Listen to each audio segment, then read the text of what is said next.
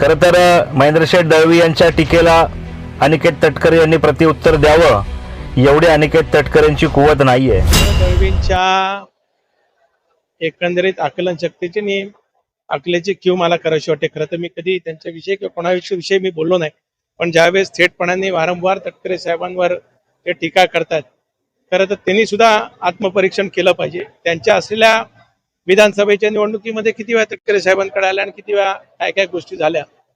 आता सुद्धा जिल्हा परिषदची निवडणूक झाल्यानंतर स्वतःच्या पत्नीला जिल्हा परिषद अध्यक्ष करण्याकरता हेच महाभाग तटकरे साहेबांच्याकडे 2-2, 3-3 वेळा दिल्लीपासून फेऱ्या मारून आले. त्यावेळेस तटकरे साहेबांचा हे दिसला नाही आणि आजच त्यांना ह्या गोष्टी दिसतात. त्याच्यामुळे महेंद्र दळवींनी उगाच आणाभाका मारू नये. जरूर त्यांनी त्यांच्या पद्धतीने जे काय राजकारण असेल ते करावं. नमस्कार, जय महाराष्ट्र. मी शैलेश सोनवणे. सध्या बातमी सुरू आहे की महेंद्र शेठ दळवी यांनी सुनील तटकरे यांच्यावरती टीका केली आणि त्या टीकेला अनिकेत तटकरे यांनी प्रत्युत्तर दिलं.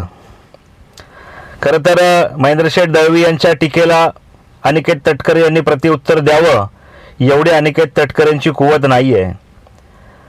अनिकेत तटकरे वडिलांच्या जीवावर जगण्याचं एक वय असतं. आजही तुम्ही वडिलांचं बोट धरून चालताय हे उभ्या महाराष्ट्राने बघितलेलं आहे.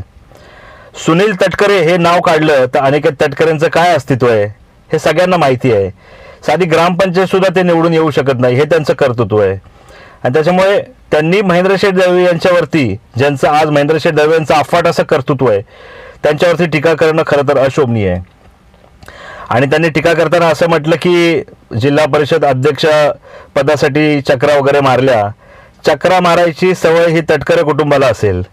महेंद्र शेठ दळवी यांनी आतापर्यंत जी पदं मिळवलेली आहेत ती स्वतःच्या कर्तृत्वाच्या बळावरती मिळवलेली आहेत. आणि चक्रा मारण्याबद्दल तुम्ही आत्ता या आमदारकीला किती चपला घासल्या, कुठे कुठे चक्रा मारल्या, हे उभ्या महाराष्ट्राने बघितलं आहे. कारण सोशल मीडियाचा जमाना आहे. आता काय पहिल्यासारखं आता काही लपून छपून होत नाही आहे. आणि दुसरी गोष्ट, लोकसभेच्या निवडणुकीच्या वेळेला सुनील तटकरे हे स्वतः वीर आमदार दमदार चषकच्या निमित्तानं महेंद्र शेठ दळवी यांच्या घरी गेले होते की यावेळेला लोकसभेला मला मदत कर. आणि महेंद्र शेठ दळवी यांनी ती मदत केली नसती तर सुनील तटकरे खासदारच झाले नसते. कारण राष्ट्रवादीचा फक्त एकच खासदार आलेला आहे, सुनील तटकरे, आणि त्यांना अलिबागमधून सर्वात जास्त लीड मिळालेली आहे.